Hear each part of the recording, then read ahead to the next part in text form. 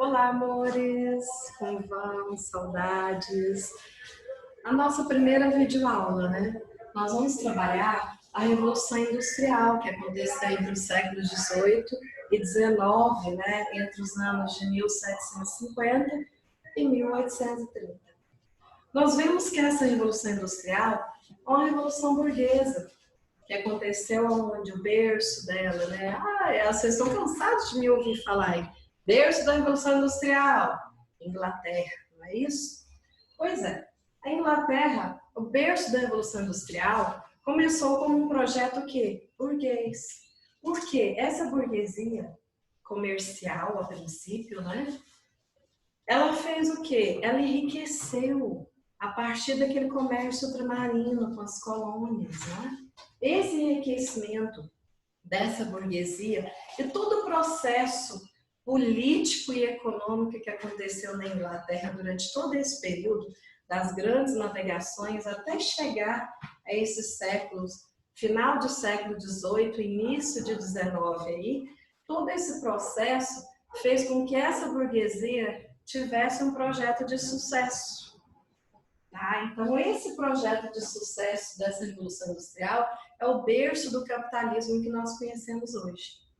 Começamos o quê? Então, houve essa consolidação da burguesia e a formação de um proletariado. O que é esse proletariado? É a classe trabalhadora, não é aquele assalariado que vende a sua força de trabalho em troca de quê? Em troca de um salário. Bom, esse projeto burguês, o pioneirismo, né? Claro, inglês, né? Os antecedentes de tudo isso, como que foi o processo que consolidou toda essa Revolução Industrial? Começamos com o quê? Com a Revolução Gloriosa. Poxa, professora, mas e aí? O que foi a Revolução Gloriosa? A Revolução Gloriosa começou como um projeto, uma questão religiosa. Mas vocês vão ver que o econômico vai se sobressair aí. Começou com o quê? O Jaime II vai assumir o poder. E ele é um rei católico, extremista. Totalmente contra o quê? Protestantismo. O que ele vai fazer então, o Jaime II?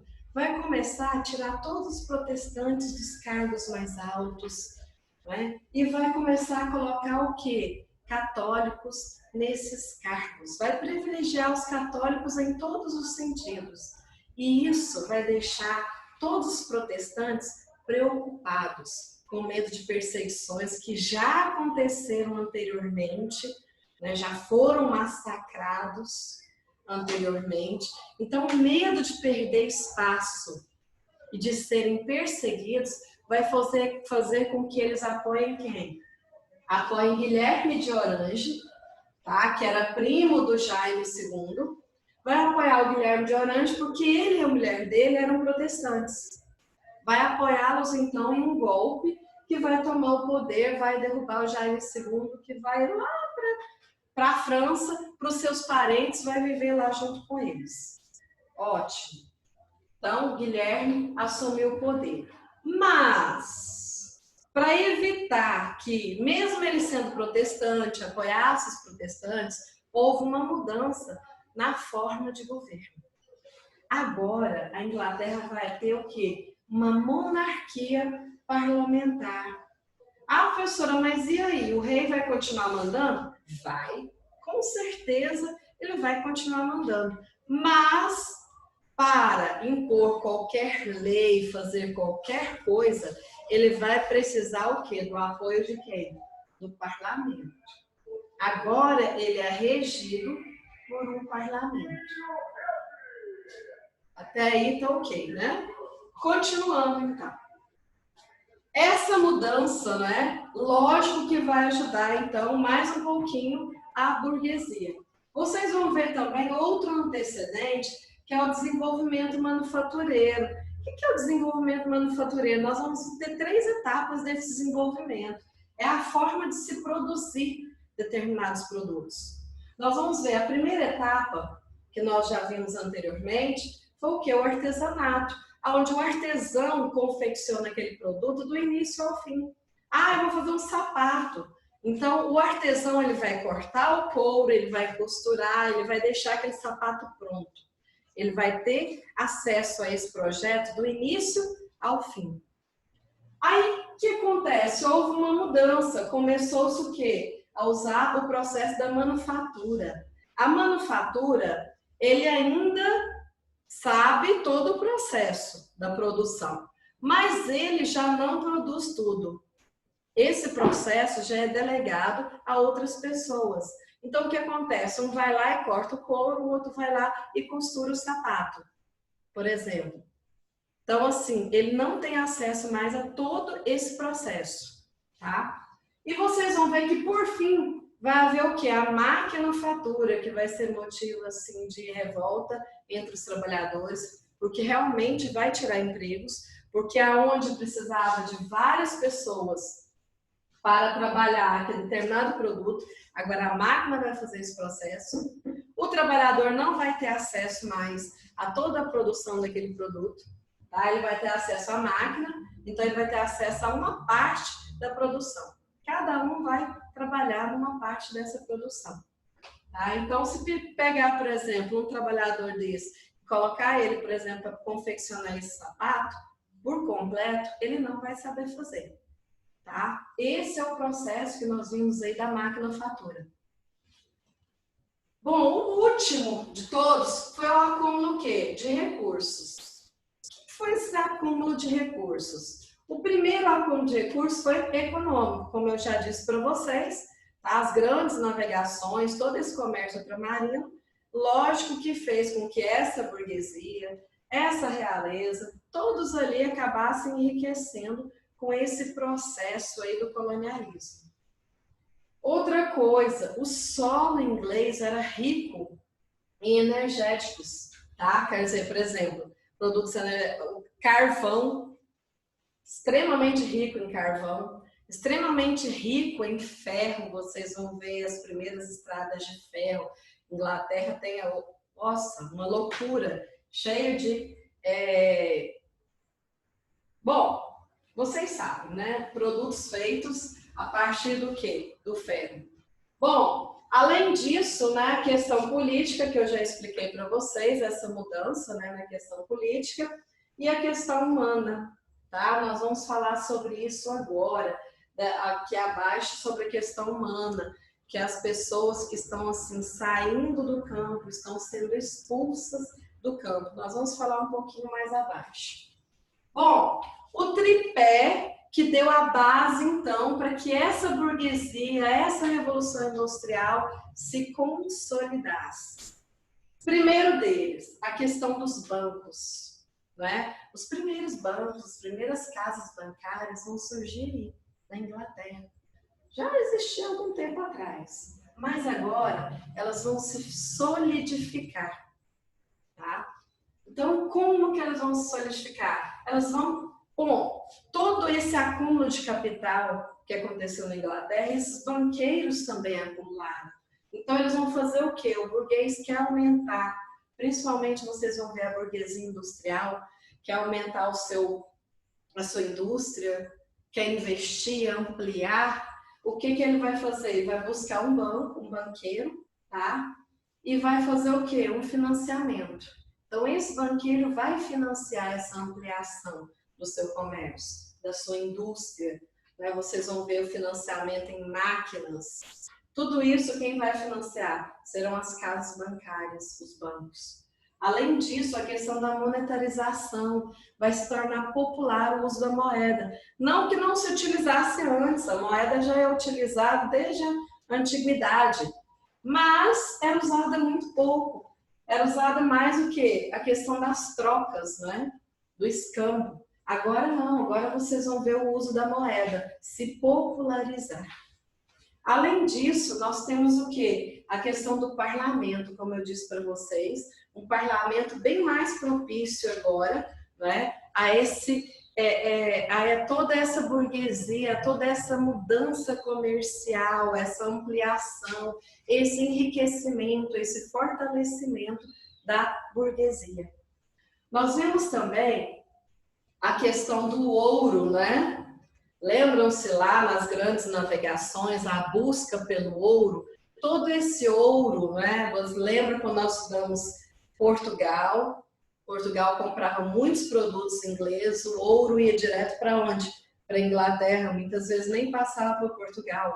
A própria Inglaterra também conseguiu, através de outros comércios também, esse acúmulo de ouro, que também ajudou a financiar, então, essa Revolução Industrial. E, por fim, né, a questão das inovações tecnológicas. Tá? Houve uma inovação, houve um investimento muito grande em novas tecnologias, porque quanto mais esse industrial enriquecia e percebia que tinha mão de obra, ele tinha capital, ele tinha mercado consumidor para esses produtos, então ele queria investir em mais produção, em mais produtividade. Então ele passou a investir em novas tecnologias para que isso se efetivasse. Bom, quais foram então os reflexos de tudo isso, de toda essa revolução industrial? Nós vemos no espaço geográfico, na questão geográfica e espacial, nós vemos o quê? Os cercamentos. O que foram os cercamentos? Os camponeses, eles foram expulsos daquelas terras comunais, as terras que eram comuns a eles, dentro das terras desses senhores. Eles foram expulsos dessas terras comunais. E aí, poxa, estão sem terras, sem dinheiro, sem recursos. Qual que era a opção para eles? Ir para onde? Para as cidades, em busca de emprego.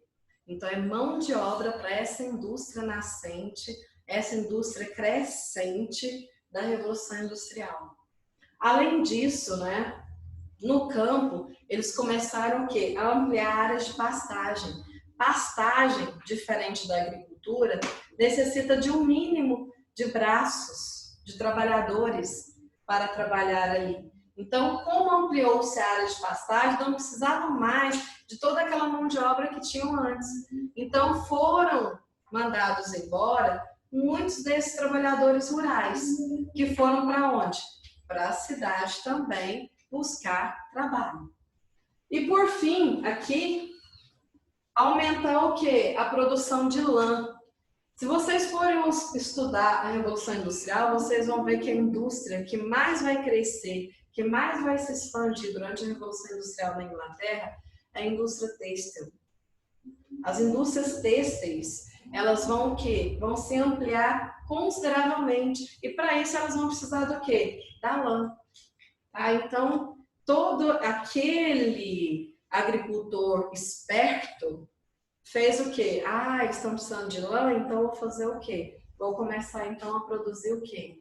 A lã.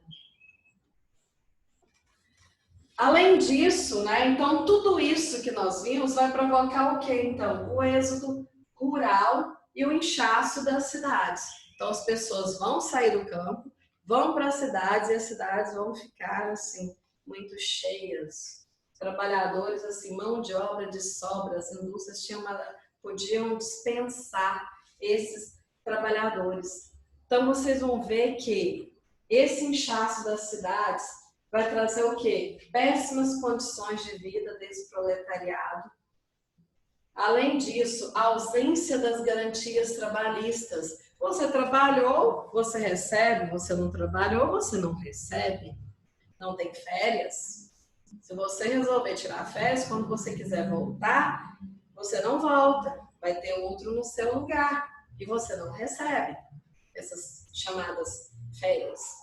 Tá? Então, ele não tinha nenhuma garantia. E mesmo que ele trabalhasse, no final lá do período, né, onde esse empregador teria que fazer o pagamento do seu salário, ele poderia muito bem argumentar, olha, sinto muito, mas agora, nesse momento, eu não tenho como te pagar, tenha paciência aí, daqui a um tempinho eu te pago.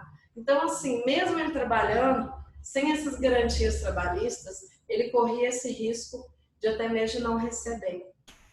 E aí, muitas vezes, esse trabalhador, precisando desse dinheiro, né, ele acabava aceitando, ou muitas vezes saía e ia para outro lugar, e aí esse empresário aí contratava outro e fazia a mesma coisa. Então, assim, todo esse processo foi muito doloroso para essa nascente esse nascente proletariado. Além disso, uma excessiva carga de trabalho. Eles trabalhavam 12, 14, 16 horas por dia, comiam muitas vezes, se alimentavam ali no meio do trabalho mesmo. Se houvesse um acidente trabalhista, né, ele perdesse um braço, uma mão, ele não tinha indenização, nada. Ele era mandado embora e pronto, se vira, meu filho, vai morrer de fome, mas se vira. Infelizmente, a realidade era essa do trabalhador na época. Então, a princípio, uma excessiva carga de trabalho e salário muito baixo. Poxa, se você não quiser, eu tenho ali 10 que vai aceitar bem mais abaixo do que eu estou te oferecendo. Então, se você quiser, aceita ou não, vai ficar desempregado. E aí, esse trabalhador, ele não tem condições de estar recusando. Ou ele aceita ou ele morre de fome. E tudo isso vai trazer o quê? Um estresse, uma dificuldade muito grande para esse trabalhador. Ele vai ter que colocar a esposa, vai ter que colocar os filhos, né? Então as mulheres e as crianças também vão ser obrigadas a trabalhar todo esse período muito grande, tá? E aí, quanto o homem recebe pouco, a mulher recebe menos ainda, e a criança, então, porque o argumento do empresário era a questão da produtividade. O homem produzia mais do que a mulher, e a mulher, por lógico, produzia muito mais do que a criança. Então, a questão da produtividade influenciava na questão salarial. Então, assim, trabalhavam a mesma quantidade de tempo, tá? Mas a questão da produtividade, né, segundo esse empresário, fazia com que recebessem salários mais baixos. Tá? Então, assim, vocês vão ver que a condição desse trabalhador é péssima, essa burguesia vai enriquecer cada vez mais, e esse trabalhador, vocês vão ver mais para frente, vai se ver obrigado a lutar pelas leis trabalhistas, né, para ter um mínimo de garantia, porque realmente as condições eram péssimas. Gente, muito obrigada. Essa foi a nossa primeira aula. Desculpe aí os defeitos técnicos. Beijinho para todos. Até mais.